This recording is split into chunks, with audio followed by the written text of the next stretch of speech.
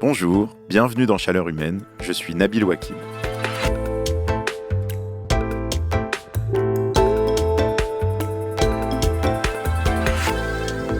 Ça m'est encore arrivé à la fin de l'été.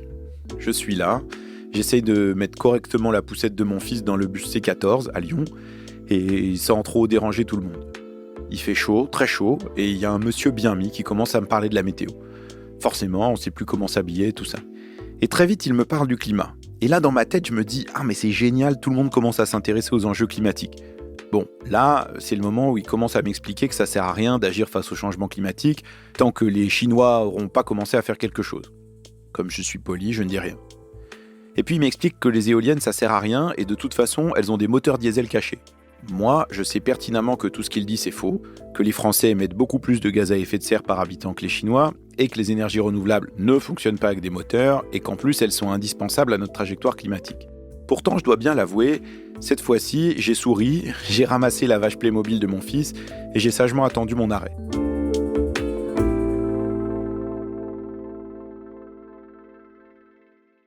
En fait, j'ai eu la flemme d'engager pour la 1000e fois cette conversation, en me disant que le monsieur, de toute façon, n'allait pas écouter et que j'allais perdre mon énergie pour rien. Et je sais que je ne suis pas le seul à m'être retrouvé dans cette situation 1 millier de fois. Comment faire pour engager des conversations intelligentes sur la question climatique, que ce soit avec des inconnus dans le bus, au sein de son lycée, de sa famille, de son entreprise, ou même sur des plateaux télé? Je repense à ce que disait la pédopsychiatre Lélia Benoît dans un épisode précédent de Chaleur Humaine. Les jeunes qu'elle reçoit lui disent qu'ils n'osent pas forcément parler des questions climatiques parce qu'ils ont peur de casser l'ambiance dans les soirées, d'être toujours ceux qui rappellent les mauvaises nouvelles.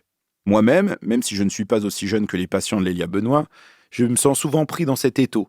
D'un côté, j'ai envie de participer à mon niveau à ce que tout le monde se sente concerné par la question climatique. Mais parfois, je ne sais pas comment prendre le sujet, comment ne pas braquer mes interlocuteurs, et comment ne pas avoir l'air d'un arrogant insupportable. Voilà ce que nous allons explorer aujourd'hui dans Chaleur Humaine. Comment parler du climat de manière utile et efficace dans les conversations autour de nous? C'est quoi les bons exemples à utiliser, les points sur lesquels insister? Comment ne pas tomber dans les pièges qui rendent le débat stérile et pas constructif du tout? Valérie Masson-Delmotte est chercheuse en sciences du climat à l'université Paris-Saclay. Elle est coprésidente du groupe 1 du GIEC, le groupe d'experts sur le climat des Nations Unies, depuis 2015. Et elle est également membre du Haut Conseil pour le climat. Non seulement elle a une très grande expérience scientifique, mais aussi, au fil des années, elle est devenue une référence dans sa capacité à vulgariser, pour des publics très différents, la question du réchauffement. C'est pour ça que je suis ravi de la recevoir aujourd'hui.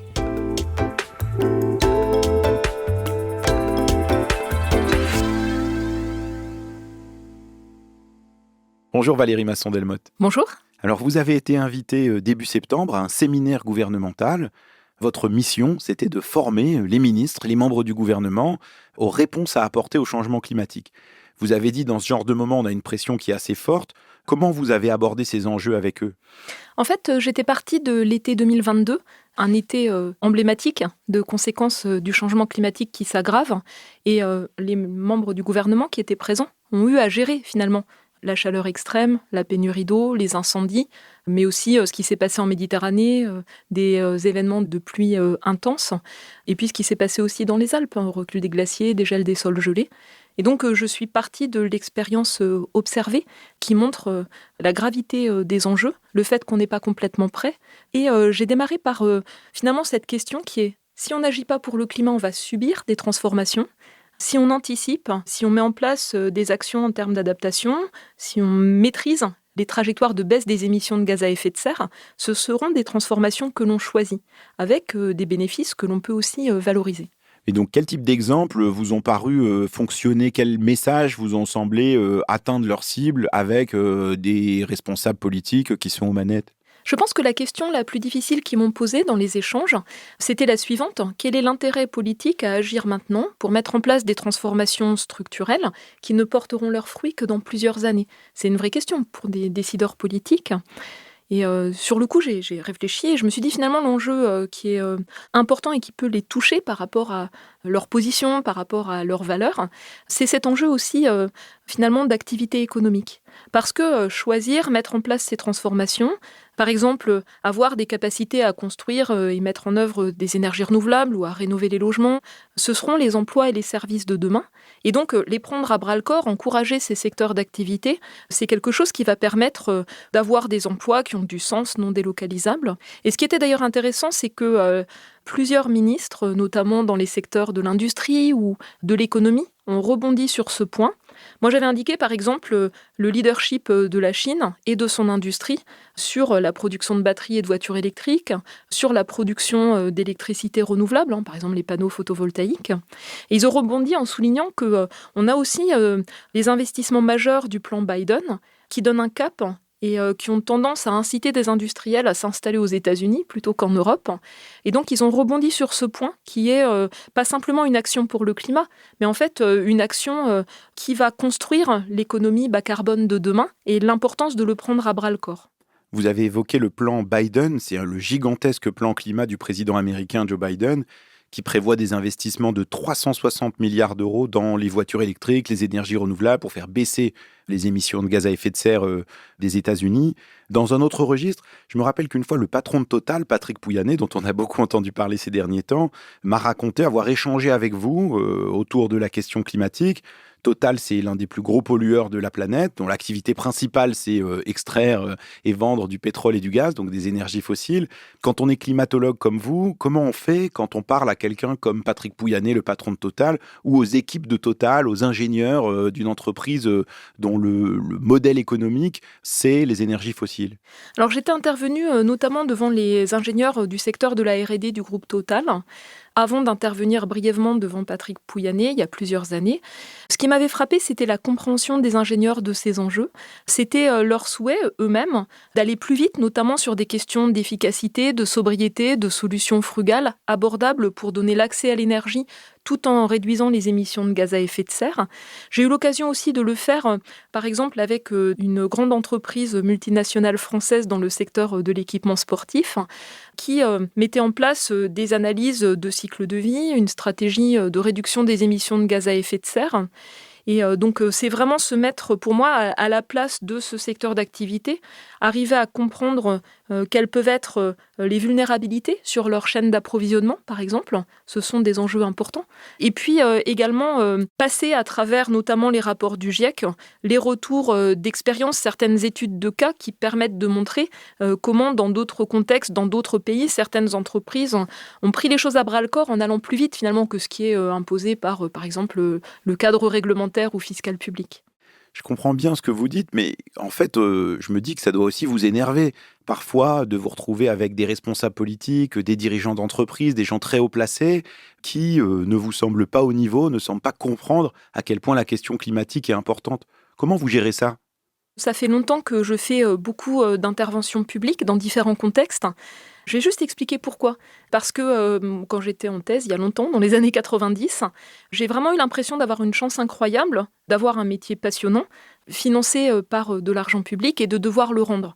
Et j'ai assez vite mesuré le fossé entre les connaissances qui étaient déjà là au milieu des années 90 sur les enjeux climat, et puis les connaissances qui étaient autour de moi, parmi mes proches, les gens que je côtoyais dans le monde associatif ou amical ou familial. Donc il y a cette espèce de fossé qui est là et l'idée d'essayer de créer des ponts, des espaces d'échange pour faire en sorte que les connaissances qui sont produites, qui sont là, qui sont solides, d'autres acteurs puissent se les approprier. Et puis dans mon domaine, en sciences du climat, il y a aussi quelque chose qui émerge, c'est les services climatiques, c'est-à-dire co-construire des connaissances qui soient utiles pour la prise de décision avec des acteurs de terrain, en s'appuyant aussi sur leurs connaissances, leurs compétences, et de sorte à ce que les informations qui soient construites soient pertinentes pour notamment des stratégies d'adaptation par rapport aux caractéristiques climatiques. Par exemple, concrètement, qu'est-ce que ça peut être ces services ? Moi, je ne le fais pas directement, mais ça peut être par exemple des travaux qui mêlent des climatologues et des agences de gestion de l'eau, de sorte à s'appuyer sur le retour d'expérience des tendances qui ont été observées, du rôle du changement climatique dû à l'influence humaine sur les ressources en eau, Et puis les projections climatiques avec leurs incertitudes et ce qui peut être mis sur la table comme caractéristiques qui vont changer tout le spectre des possibles, de sorte à avoir des stratégies d'action pour éviter des situations, par exemple, de pénurie d'eau, par anticipation, quelque chose d'un peu extérieur. Oui, c'est ça, c'est l'idée d'embarquer les gens en fonction des problématiques qui se posent pour elles ou pour eux. Essayer de me mettre à leur place. Oui, voilà. Essayer de comprendre en quoi ça les concerne, même si ce n'est pas une thématique qui les touche personnellement, pour être pertinente dans ce que je présente. Donc typiquement, par exemple, quand j'interviens dans une région donnée, je m'informe sur quelles ont été les tendances observées, les travaux d'attribution qui permettent de relier des événements extrêmes avec l'influence humaine sur le climat, les projections des multiples caractéristiques locales, les impacts majeurs et ce qui peut affecter tel ou tel secteur d'activité. Et puis aussi, j'ai beaucoup appris, moi, de spécialistes de communication.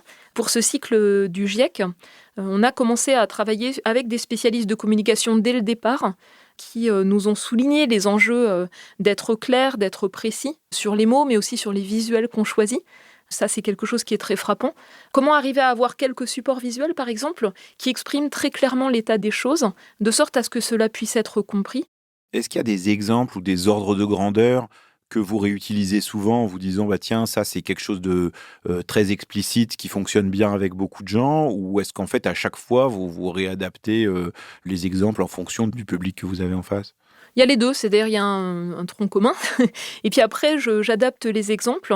Et ce que j'essaie toujours, c'est de montrer à la fois la gravité de la situation qui est là, en fait, c'est une évidence, mais aussi la capacité à agir. C'est quelque chose qui est important parce que cette capacité à agir, c'est ce qui permet aussi de se projeter, de s'approprier les enjeux en n'étant pas paralysé par un sentiment d'impuissance, mais en se posant davantage la question de qu'est-ce qui peut être fait. Donc je donne des exemples sur, les vagues de chaleur et ce qui peut être fait pour limiter leur effet dans les bâtiments ou dans les villes, par exemple. J'essaie aussi de ne pas parler qu'à des professionnels dans leur secteur, mais aussi à des personnes qui sont attachées à des lieux, qui ont des aspects qu'elles souhaitent protéger et transmettre. Je pense que c'est aussi un levier d'action qui est important. Oui, sur les vagues de chaleur en ville dont vous parliez, on peut rappeler par exemple que végétaliser les rues, les cours d'école, les quartiers, c'est très efficace pour rendre la ville plus respirable face aux températures qui montent, ou que diminuer la place des voitures, ça a aussi un vrai impact sur la qualité de vie. Et ça, je crois que beaucoup de gens peuvent le voir dans des grandes villes en France. Mais je me demande aussi comment faire pour justement en parler avec des gens qui se sentent assez loin de ces préoccupations, notamment au sein d'une même famille. J'ai lu aussi les publications scientifiques de spécialistes de cet aspect, en fait, de transmission de l'information. Et ce qui m'a frappée, c'est notamment sur le fait de parler climat à des personnes plus âgées. Les choses sur lesquelles on peut s'appuyer, c'est notamment le retour d'expérience d'un long parcours professionnel ou personnel. Par exemple, par rapport à des questions de sobriété et de vivre bien avec moins de gaspillage. Et c'est aussi des choses importantes dans la vie personnelle, notamment l'empathie et la volonté d'agir dans l'intérêt aussi des plus jeunes. C'est quelque chose sur lequel on peut aussi s'appuyer pour se connecter, entre guillemets, de personne à personne, et pas simplement pour moi comme chercheuse en sciences du climat avec des professionnels de différents secteurs d'activité. Vous avez dit tout à l'heure qu'il y avait la nécessité de savoir utiliser les bons termes. Ça, c'est des questions qui reviennent souvent dans les mails que moi je reçois. D'abord sur le réchauffement lui-même. Est-ce qu'il vaut mieux dire réchauffement climatique, dérèglement? Ou par exemple sur la notion de neutralité carbone. Comment vous maniez ces notions-là? Est-ce qu'elles sont équivalentes? Est-ce que c'est pas grave? Ou est-ce qu'au contraire, il y a une hiérarchie pour vous? Alors moi, j'utilise un peu indifféremment réchauffement climatique et changement climatique. Le réchauffement, c'est juste. Par le rejet de gaz à effet de serre, ça conduit à une accumulation de chaleur dans la machine climatique et des changements qui sont généralisés dans tous les aspects. Le terme changement climatique, il est pertinent parce qu'en fait, c'est pas simplement un changement de température, mais c'est aussi, par exemple, une intensification du cycle de l'eau ou une montée du niveau de la mer.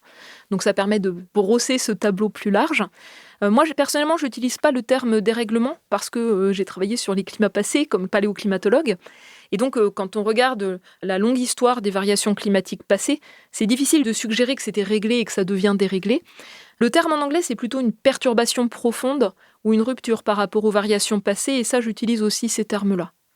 Arriver à montrer que l'on vit avec des caractéristiques climatiques qui sont maintenant différentes dans chaque région de celles qu'ont connues nos parents ou nos grands-parents, c'est aussi une manière de nous donner plus un visage humain en parlant de génération après génération. Il y a un débat qui revient souvent sur ces questions-là, qui est toujours le débat entre gestes individuels et efforts collectifs. Et j'imagine que dans les conférences que vous faites, les gens vous posent beaucoup ces questions-là. Est-ce qu'il vaut mieux que je fasse pipi sous la douche? Est-ce que je dois changer ma chaudière? Est-ce qu'il faut que je change ma vieille voiture pour une voiture électrique, etc. Là encore, quels exemples ou quelles techniques vous avez pour répondre à ça? Parce que c'est une question qui agite beaucoup de gens. On sait que dans les grandes masses, c'est des efforts collectifs dont on a besoin, mais pour beaucoup de gens, à leur niveau, ils se disent qu'est-ce que je peux faire? Et ils n'ont pas toujours une réponse facile à y apporter. D'abord, je me pose pas en, je sais pas comment on appelait ça, responsable de conscience. Donc, j'explique en fait que pour moi, ce qui est important, c'est de mesurer, pas être dans l'opinion, mais dans la mesure. Donc, notamment avec le site de l'ADEME qui s'appelle Nos gestes climat, qui permet de faire un bilan carbone perso, et puis les outils qui permettent de le faire aussi dans un cadre professionnel, une entreprise, une administration. Il y a d'ailleurs un collectif de scientifiques qui a construit des outils, Labo 1.5, pour le faire dans le contexte de la recherche académique, parce que ça n'existait pas. Ensuite, une fois qu'on mesure, la question est aussi de savoir ce sur quoi on peut agir et ce sur quoi on souhaite agir, parce qu'on n'est jamais seul, en fait. On est dans sa famille, on est dans un contexte social, on est dans un contexte professionnel. Et la réflexion sur le fait d'agir de manière efficace à long terme, en cherchant des changements structurels, et puis de manière juste, c'est aussi un volet important.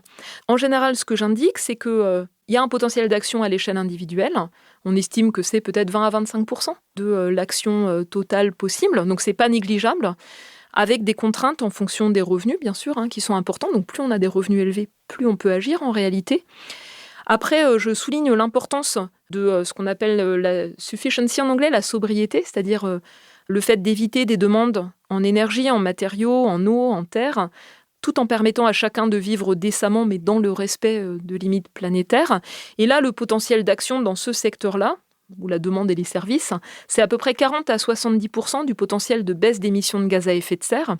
Mais ce n'est pas simplement des gestes individuels, c'est des stratégies d'ensemble, notamment de politique publique, ou de stratégies d'entreprise industrielle qui permettent de rendre accessibles des styles de vie sobres en carbone.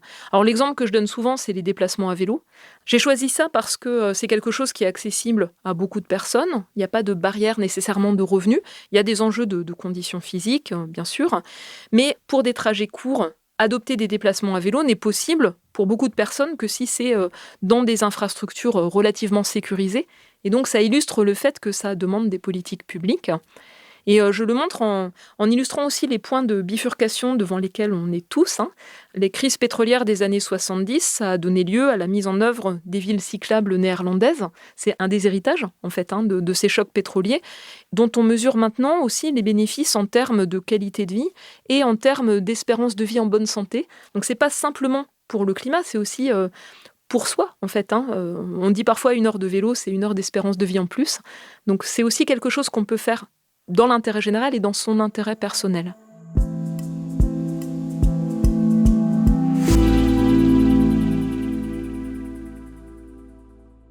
Alors, il y a une des difficultés dans les débats sur la question climatique, c'est d'arriver à parler à plusieurs publics en même temps. Vous en avez parlé, qui ne sont pas forcément experts, que ce soit au sein d'une même entreprise ou plus généralement dans la population.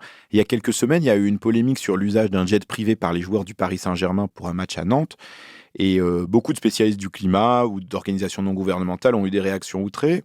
Mais vous, quand vous avez été interrogé là-dessus, c'était à la matinale de France Inter, vous avez tourné le sujet dans l'autre sens en disant « moi, j'aimerais bien que Kylian Mbappé, le joueur du Paris Saint-Germain, devienne ambassadeur pour le climat auprès de la jeunesse. » Est-ce que ça, c'est de votre part une stratégie en se disant il ne faut pas polariser, il ne faut pas créer de clivage sur cette question-là, parce que là aussi, il faut embarquer le plus de gens possible?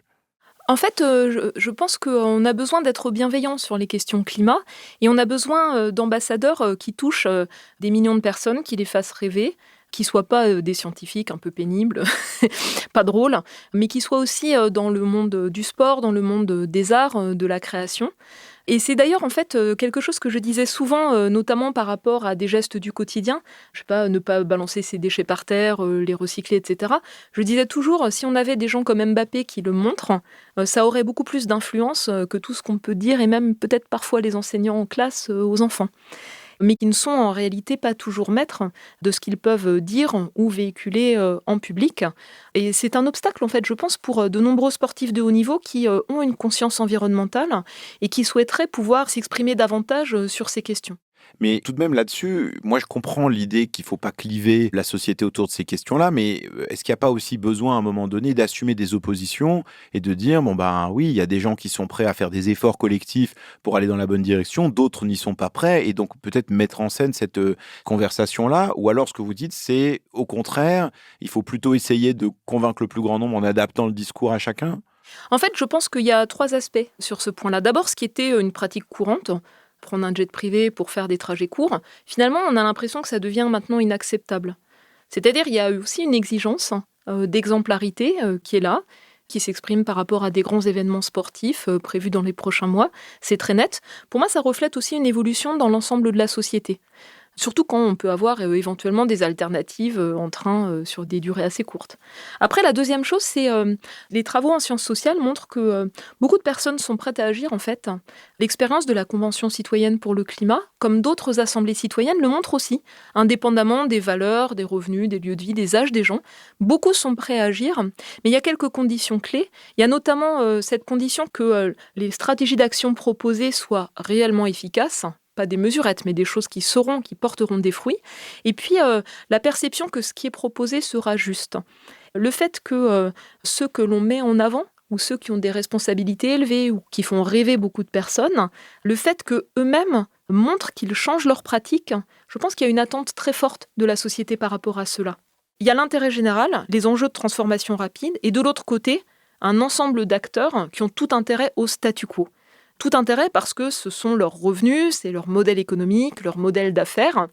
Et donc oui, on est aussi devant ces rapports de force en permanence avec certains acteurs, notamment liés à l'utilisation d'énergies fossiles, au déplacement aérien par exemple, ou aux véhicules thermiques, ou à l'aménagement à toute vitesse sur le littoral, qui vont tout faire pour freiner les transformations profondes. Et c'est un fait. Et arriver à le donner à lire, à voir, c'est aussi important. Je parlais au début des arguments pour ne pas agir, ceux qui reviennent tout le temps dans le débat, ceux qu'on entend du type ah mais la France ça ne pèse rien dans les émissions de gaz à effet de serre, ou bien c'est les Chinois qui doivent faire des efforts en premier, etc. Comment vous faites pour répondre à ce type d'argument? Alors quand en fait j'ai eu l'occasion de faire plein d'interventions publiques, j'ai assez vite pris de plein fouet tout un argumentaire. Alors au départ, on va dire de déni par rapport au changement climatique, au rôle de l'influence humaine, à la gravité des risques, ou aux risques futurs, ou même aux capacités à agir. Et maintenant, en fait, ce climato-scepticisme, c'est le terme consacré, il prend une forme plus masquée, plus insidieuse. Il prend la forme, en fait, de multiples discours d'inaction qui sont autant d'alibis qu'on se donne pour ne pas agir. Alors, ce qui est intéressant, c'est qu'ils ont été cartographiés par des chercheurs en sciences sociales, qui en ont fait une publication. Je l'ai adoré parce qu'en fait, ça permettait d'avoir un cadre qui donnait sens à ces réactions que j'entendais en permanence. Et puis, ce sont aussi des argumentaires qui ne viennent pas spontanément, qui sont nourris, qui sont construits, diffusés sur les réseaux sociaux et qui touchent de très nombreuses personnes. Oui, mais en fait, c'est quoi ces alibis, ces discours d'inaction dont vous parlez? Alors dans le monde, ça va être les grands pays, les États-Unis, la Chine, s'ils ne font rien, pourquoi on devrait faire quelque chose? Alors ça prend plusieurs formes. Par exemple, la France, c'est que 1% des émissions ou tel secteur d'activité, je sais pas, les jets privés ou le sport, c'est tel pouillème d'émissions, donc pourquoi devrait-on agir dans ces secteurs? Ça prend aussi la forme de tergiversation, c'est-à-dire pourquoi changer par exemple nos pratiques de mobilité, basculer par exemple sur des transports en commun, des mobilités actives ou des véhicules électriques, si demain une autre solution technologique sera disponible, par exemple la voiture à hydrogène qui nous permettrait de ne rien changer à nos pratiques, donc attendons, ce qui verrouille en fait des émissions pendant tout le moment où on attend. Ça peut prendre aussi des formes très perverses qui consisteraient par exemple à suggérer que l'action pour le climat elle est socialement injuste, sachant que le fait de ne pas agir pour le climat, c'est la chose qui va le plus exacerber les inégalités à l'intérieur des pays et entre les différents pays, compte tenu des vulnérabilités qui sont là. Ça peut prendre aussi la forme de renoncement, c'est-à-dire c'est trop tard, il faut baisser les bras, se replier quasiment sur soi, au détriment des options d'action qui existent, qui sont analysées, qui sont faisables et qui pourraient être déployées, mais qui demandent des changements structurels au niveau des institutions, au niveau de la gouvernance, au niveau des lois, du cadre réglementaire. Et donc, arriver à les rendre visibles, je pense que c'est très utile. Donc, je le montre dans ces présentations. Parfois, il y a aussi en France notre électricité nucléaire est décarbonée. Pourquoi agir? En oubliant en fait tout le reste de l'énergie qui vient du pétrole, du gaz et puis de ce qui est produit et qu'on importe à base de charbon d'autres pays. Et puis à la fin, ce qui est intéressant, c'est quand on a épuisé ces discours récurrents d'inaction, qui sont un peu comme des alibis qu'on se donne pour ne pas voir et pour ne pas agir, les mêmes personnes, une fois que ça a été exprimé, peuvent être source de propositions, de réflexions, ou témoignent eux-mêmes d'actions qu'ils ont mises en œuvre. Parce que quelque part, ce que vous dites, c'est qu'une des réponses à apporter à ces discours d'inaction, c'est de les nommer tels quels. C'est de dire, en fait, quand tu me dis la Chine n'a qu'à faire tous les efforts, on n'a qu'à attendre que la Chine agisse ou qu'on n'a qu'à attendre une technologie future qui arrivera, c'est une manière de ne pas résoudre la question climatique. Donc au fond, c'est pas un argument qui est très sérieux. Oui, c'est des alibis qu'on se donne pour ne rien changer. Et le fait d'en être conscient, c'est-à-dire comprendre que ce sont des discours, ça permet aussi de les écarter, de les tenir à distance pour faire évoluer la conversation sur voilà les options d'action qui sont faisables, qui ont déjà été testées ailleurs, avec des retours d'expérience et comment s'appuyer sur cela pour agir de manière intelligente, adaptée au contexte, juste, et en s'appuyant au maximum sur les bénéfices à agir, tout en étant parfois conscient des effets indésirables qui sont souvent exprimés dans les échanges, et comment apporter par exemple des compensations par rapport à ces effets indésirables. Un des sujets justement qui est assez polémique, assez controversé dans ces débats, c'est la question de l'alimentation et notamment le fait de limiter la consommation de viande. Il y a pas mal d'idées reçues fausses. Par exemple, l'idée qu'en mangeant des produits locaux, c'est ce qui va permettre de réduire l'empreinte carbone de l'alimentation, alors que la réalité, c'est que c'est essentiellement la consommation de protéines, notamment issues de ruminants, qui a l'empreinte la plus élevée. Et ça, souvent, c'est mal compris, mal connu, avec beaucoup de convergence sur les évaluations pour le climat, pour la biodiversité, qui montrent qu'une alimentation diversifiée et saine, c'est celle aussi qui permet de réduire la pression sur les terres, l'empreinte carbone, mais aussi de vivre longtemps et en bonne santé. Et donc, c'est aussi un point d'accroche qui permet de se connecter à ce qui compte pour les gens, à l'échelle personnelle, mais aussi dans les familles, d'attraper finalement le système alimentaire par un morceau en déroulant l'ensemble des dimensions, parce que c'est un enjeu majeur, cette question de l'alimentation dans un climat qui se réchauffe à l'échelle mondiale de manière évidente.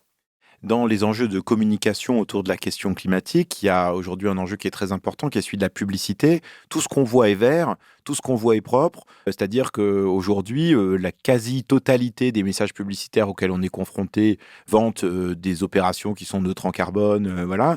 Est-ce que, je ne sais pas comment dire ça, comment savoir en fait ce qui relève du greenwashing et ce qui relève d'engagement sérieux de la part d'entreprises? Est-ce qu'il y a un guide de lecture, une grille de compréhension pour savoir comment s'y retrouver? Alors, sur la question de la publicité, il y a un problème de fond. C'est vrai que c'est très frappant. Moi, j'essaie d'éviter au maximum la publicité dans ma vie personnelle. Ça véhicule des messages qui sont parfois en dissonance complète par rapport aux enjeux de l'action pour le climat. Je me souviens par exemple des étudiants du Manifeste pour la transition écologique qui avaient affiché dans le métro à Paris une affiche avec la Terre, vous la voulez comment, et le lien vers le rapport du groupe 3 du GIEC. Et quand j'avais vu cette affiche, juste à côté, il y avait une publicité pour une compagnie de low-cost aérienne qui proposait des week-ends en Europe à 35 € l'aller-retour. L'incohérence, elle était frappante. Le fait, par exemple, qu'on ne puisse pas montrer les embouteillages, la pollution de l'air, l'encombrement de SUV, qui, je crois, représente une partie très importante des budgets publicitaires en France, c'est un vrai problème. Il me semble qu'aujourd'hui, les chartes éthiques de la publicité sont déphasées par rapport aux enjeux à la fois pour le climat, mais aussi pour la sobriété, qui est un des leviers d'action qui va permettre de passer le cap de la crise d'approvisionnement énergétique actuelle. C'est un point qui était ressorti dans les échanges avec la Convention citoyenne pour le climat, mais concrètement, la mise en œuvre a été très limitée.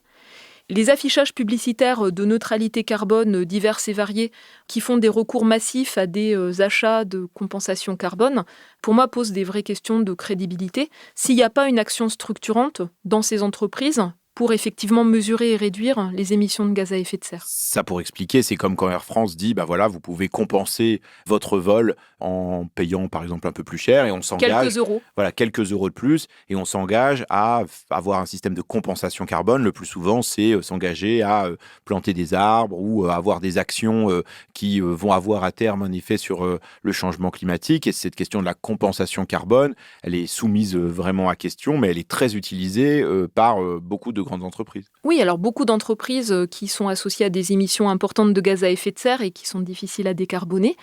Je pense que les études de marketing montrent que tout le monde a plutôt un intérêt bienveillant avec les armes, donc c'est un bon outil, que ça permet de s'acheter à moindre frais une bonne conscience, sans forcément communiquer sur des actions structurantes importantes qui permettraient de diminuer les émissions de gaz à effet de serre. Et le secteur aérien, c'est un bon exemple. L'information sur les émissions de CO2 associées au déplacement, elle est souvent très difficile à trouver pour la personne qui achète un billet. Par contre, derrière ça, c'est un secteur qui va être difficile à décarboner malgré les gains de l'efficacité des moteurs. L'augmentation des passagers, des kilomètres, entraîne des émissions qui restent élevées. L'avion qui volera sans émettre de gaz à effet de serre, ça va mettre très longtemps à se déployer. Donc c'est un des secteurs pour lequel la maîtrise de la demande joue un rôle important. Ça demande une réflexion, je pense, personnelle, éthique, professionnelle, sur le fait de pouvoir éviter des déplacements, notamment longue distance en avion. C'est un des facteurs importants, dans certains cas, de l'empreinte carbone. Et donc, il faut aller creuser derrière la publicité pour pouvoir mesurer, comme dans d'autres aspects, et agir de manière informée.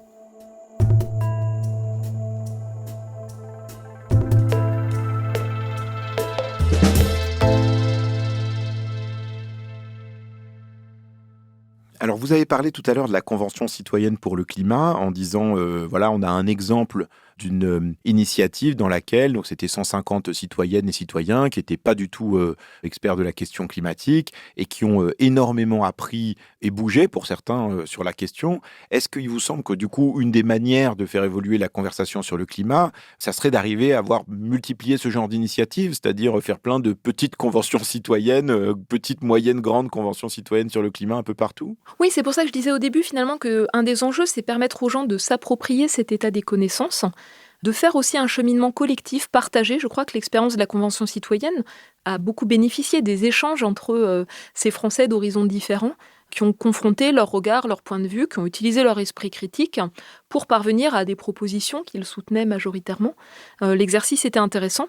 C'est aussi quelque chose que j'ai vu à de multiples reprises, avec parfois des adolescents dans des lycées, les éco-délégués, ou bien dans le cadre professionnel, quand on libère en fait la possibilité pour les personnes de s'approprier les enjeux, d'y réfléchir collectivement. Parfois, en fait, le groupe, dans sa dynamique, peut proposer des ruptures davantage que ce qui était anticipé au départ. Si vous deviez donner un conseil à des gens qui cherchent à s'informer, à se former sur cette question-là, est-ce qu'il y a des directions vers lesquelles vous leur conseillerez de s'orienter? Aller faire une fresque du climat, aller lire les rapports du GIEC, aller dans quelle direction vous pourriez les orienter? Alors si c'est des personnes qui envisagent de faire une réflexion plutôt personnelle, par exemple, les rapports du GIEC qui sont un petit peu difficiles à lire, disponibles en anglais sur le site ipcc.ch, les rapports du Haut Conseil pour le climat spécifiques au contexte français, le site de Météo France qui s'appelle Climat HD, grand H, grand D, qui rend accessible pour les régions françaises les tendances observées et les projections. Donc ça permet d'avoir une information ancrée sur le lieu où l'on vit, en métropole et puis dans certains territoires d'outre-mer. C'est les ressources de l'ADEME, notamment le site qui permet de faire son empreinte carbone, nos gestes climat, mais aussi leurs évaluations. Par exemple, récemment, l'analyse en cycle de vie de véhicules électriques qui sont très utiles parce que des données factuelles établies rigoureusement et qui peuvent être utiles pour la prise de décision. Et effectivement, collectivement, des outils de type un peu jeu sérieux, les fresques pour le climat, les ateliers d'automne. Mon institut, l'Institut Pierre-Simon Laplace, a aussi contribué à développer différents types de jeux de société. Climatic-Tac qui peut être joué dans le temps périscolaire, par exemple. Ce sont des outils qui permettent aussi, en les mobilisant collectivement, de ne pas être seul, de ne pas faire ce cheminement que personnellement, mais en groupe, avec tout cet aspect de dynamique de groupe, et aussi la possibilité de s'interroger, d'apprendre les uns des autres, mais aussi d'avoir des espaces pour échanger sur les émotions, parce que c'est parfois un peu vertigineux, la prise de conscience sur le climat. Vous parlez de ces émotions, et c'est vrai qu'on peut en ressentir quand on parle du changement climatique, et c'est parfois difficile de parler de ces sujets en gardant son calme. On en parlait tout à l'heure, par exemple dans un cadre familial, on voit parfois des générations dans un repas de famille qui peuvent s'opposer autour de ces sujets. Des fois, il y a aussi de la colère qui s'exprime. On peut le voir dans tous les sens, c'est-à-dire les personnes qui ont grandi avec un niveau de vie beaucoup plus bas qu'aujourd'hui observent parfois avec stupéfaction le style de vie de leurs enfants ou petits-enfants et peuvent être des mines de connaissances en termes de bien vivre tout en ayant un usage sobre de ressources. Donc en valorisant aussi les savoirs des plus anciens. Il y a aussi le fait de voir les plus jeunes comme étant des vecteurs de transformation en interpellant les uns les autres. Je sais qu'ils font évoluer les réflexions dans les familles par les liens qui nous relient, pas simplement ce qui nous oppose. Il faut arriver à construire les conditions d'un dialogue. Moi, j'ai un souvenir de fête de famille où à la fin de cette fête de famille dans le Berry, la famille de mon mari, il y a eu une discussion à bâton rompu entre des gens qui ont des horizons et des styles de vie très différents. C'était assez frappant de voir finalement cette unanimité des plus jeunes, leur recherche parfois de cohérence, et puis les plus âgés qui écoutaient attentivement, qui n'ont pas envie non plus d'être complètement décalés. Il y a aussi, je pense, cette force qui peut être celle de l'engagement des plus jeunes s'ils arrivent à garder un lien et un dialogue. Et je ne pense pas que le terme de colère soit juste. Moi, une chose qui m'a touchée, c'est à plusieurs reprises, notamment des lycéens et des lycéennes, qui expliquaient leur détresse de ne pas réussir à parler de ces enjeux-là avec, c'était souvent leur grand-père. Ils sont aussi à la recherche de clés. Vous avez employé le mot de détresse, et c'est un sentiment d'autant plus compréhensible qu'on sait que la trajectoire climatique sur laquelle on est, c'est pas la bonne.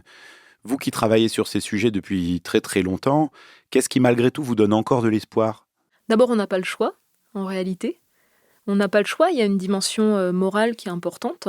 On a tergiversé, en fait, dans le monde pendant plusieurs dizaines d'années. Donc là, on est dans le dur, c'est-à-dire on est avec des impacts qui s'accentuent de ce climat qui se réchauffe, des effets graves sur la nature et sur les sociétés humaines. Donc il faut vraiment changer d'échelle. Mais on a aussi des connaissances qui sont beaucoup plus fines, qu'on peut mobiliser pour agir non pas en regardant dans le rétroviseur, mais en mobilisant les connaissances qu'on a sur les évolutions à venir, dans la prise de décision pour y faire face, par anticipation. Et puis enfin, il y a des solutions qui existent, qui n'étaient pas disponibles il y a 15 ans, 10 ans, qui sont là, qui sont technologiquement matures, pour lesquelles l'enjeu, c'est d'arriver à changer d'échelle. Et moi, ce que je ressens de beaucoup d'interventions publiques, de personnes, c'est l'envie d'agir plus rapidement et aussi une identification assez fine des obstacles. Par exemple, fréquemment, ce qui ressort, c'est voilà, moi, je voudrais équiper mon logement de panneaux solaires, mais j'ai un frein par les architectes des bâtiments de France, un cadre réglementaire qui, me semble, n'est pas toujours adapté à la situation à laquelle nous sommes aujourd'hui et qui sont autant de freins. Et peut-être qu'un effort collectif pour mieux identifier ce que sont ces obstacles concrets, pragmatiques, par rapport à la volonté d'agir des uns et des autres, et puis des actions structurantes pour les faire évoluer serait très utile.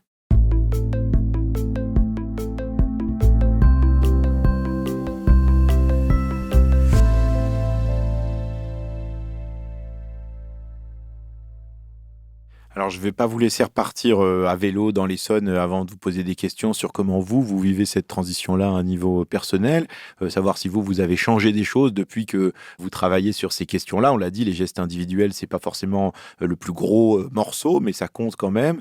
Est-ce que quand les gens vous demandent qu'est-ce que je peux faire à un niveau individuel, qu'est-ce que vous leur conseillez ? Est-ce que vous leur conseillez d'abord de faire du vélo ou de Alors moi, changer leur chaudière ? Je conseille pas les gens.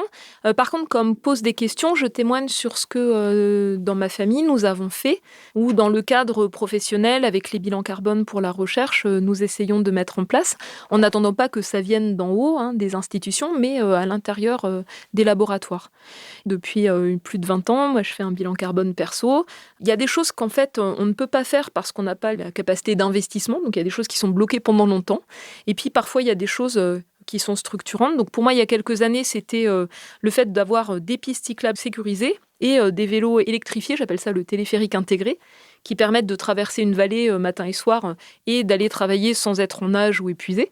Pour moi, c'est un enjeu aussi de bien-être, en fait. Je trouve ça assez formidable. Pour moi, l'humain augmenté, c'est pédaler sur un vélo électrique, c'est assez impressionnant. Est-ce qu'il y a d'autres choses que vous avez changées dans vos pratiques ? On a parlé notamment de l'alimentation tout à l'heure. J'ai aussi fait évoluer mon alimentation il y a quelques années, c'était un des gros points durs. D'abord graduellement, puis après en fait en indiquant que voilà, j'étais végétarienne et que ce serait bien que quand on est en famille, etc., on ait aussi des offres qui reflètent en fait les différents choix alimentaires selon les générations. Je sais que ça, c'est un point de blocage dans les familles. C'est compliqué, on aime bien se retrouver autour d'un même repas, mais parfois, en fait, on peut faire des choses modulables qui permettent à chacun et chacune de faire des choix personnels et puis de partager des repas modulaires communs. Et sur la mobilité, vous parliez tout à l'heure de l'avion. Est-ce que vous prenez encore l'avion ? Alors, pour les déplacements professionnels, oui, ça m'arrive. Ça fait partie parfois des contraintes. Pour le travail avec le GIEC, donc moins de 6 heures en train, c'est le train. Sur les déplacements incompressibles, c'est essayer de trouver une flotte d'avions plus performante, plus moderne, parce qu'il y a des facteurs très importants d'émissions entre différentes générations d'avions. Et puis sur les invitations notamment à des interventions d'un continent à l'autre, quand c'est pour des durées très courtes, je décline. Donc je conseille des scientifiques de la même région, très compétents, qui pourraient être sollicités, ou je propose de le faire en visioconférence. Et c'est de plus en plus accepté, mais ce n'est pas encore complètement identique à ce que permettent des échanges physiques. Je pense qu'il y a encore des progrès qu'on peut faire sur rendre ces échanges à distance un peu plus vivants. Est-ce que si vous aviez 12 ou 16 ans aujourd'hui, le vendredi, vous feriez grève pour le climat ou vous iriez en cours pour devenir climatologue ? Je n'allais pas en cours pour être climatologue à l'époque, mais j'ai rencontré les sciences du climat dans un journal de vulgarisation scientifique quand j'étais lycéenne, en seconde. Et j'avais cette petite étincelle dans un coin. Mais oui, je pense que je ferai grève. Est-ce qu'il y a quelque chose, vous, qui, dans les pratiques qu'on voit, vous hérisse particulièrement un truc où vous vous dites « ça, c'est vraiment quelque chose qui ne devrait plus exister », qui vous met un peu hors de vous, qui vous énerve ? Alors, c'est le cynisme. Pour moi, c'est le contraire de l'éco-anxiété. Et donc, c'est des personnes qui, en fait, finalement, sont d'un égoïsme sidérant. Et c'est quelque chose contre lequel je me sens assez démunie. Parce que je n'arrive pas à trouver ce qui me connecte à ces personnes, d'humain à humain. Merci Valérie Masson-Delmotte. Je vous en prie.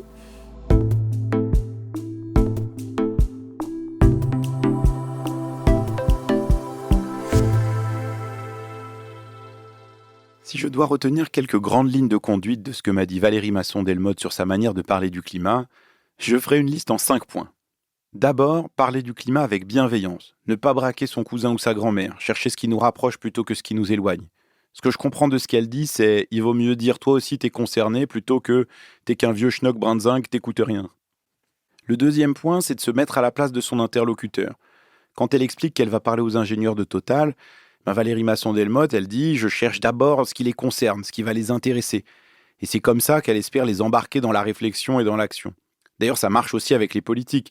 Quelque part, c'est l'idée qu'il faut qu'ils comprennent qu'ils vont y gagner quelque chose, même sur le court terme, pour une prochaine élection. Le troisième aspect, c'est ne pas hésiter à montrer que la situation est grave. Oui, c'est vrai, c'est un peu déprimant, on n'est pas sur la bonne trajectoire, on a perdu du temps. Mais en fait, ça montre aussi qu'on a encore une capacité à agir, en s'appuyant sur ce que disent les scientifiques. Et pour ça, il faut utiliser des exemples de solutions concrètes qui fonctionnent, qui nous aident à nous passer des énergies fossiles ou à consommer moins d'énergie.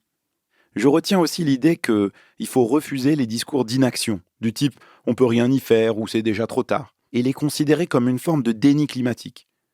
Dire qu'on ne peut rien faire, c'est dire qu'on ne veut rien faire.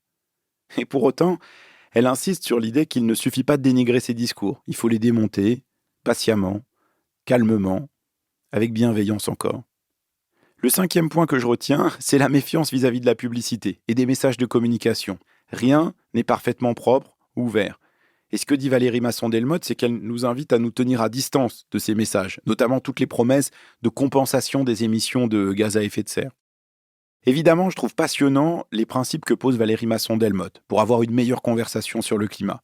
Et j'aimerais bien me les appliquer à moi-même la prochaine fois que je croise le monsieur du bus.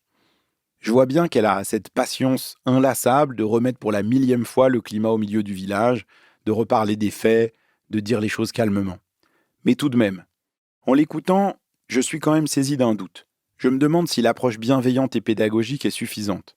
Est-ce qu'en complément, il ne faut pas aussi se laisser la place d'exprimer l'anxiété, la colère, la détresse qui nous saisit parfois ? Comment on peut faire pour combiner ces deux stratégies qui parfois apparaissent contradictoires ? D'un côté, cette pédagogie si rationnelle, et de l'autre côté, ces sentiments qui nous envahissent. Je n'ai pas la réponse, mais comme toujours, je suis curieux d'avoir vos avis, vos analyses et vos messages sur l'adresse chaleurhumaine@lemonde.fr.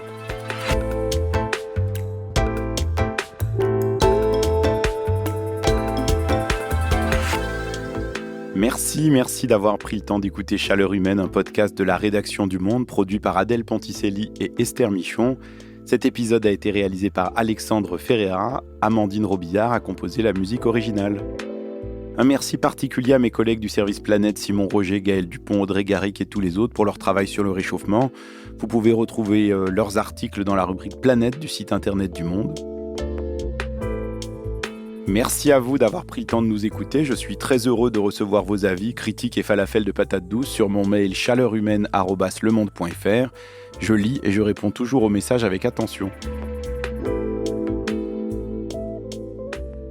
Chaleur Humaine, c'est aussi une newsletter hebdomadaire à laquelle vous pouvez vous inscrire gratuitement sur le site du Monde. dans laquelle j'essaye de répondre à vos questions sur la crise climatique et les moyens d'y faire face. Vous pouvez vous abonner au podcast sur votre application favorite, vous pouvez même ajouter des étoiles si cet épisode vous a plu.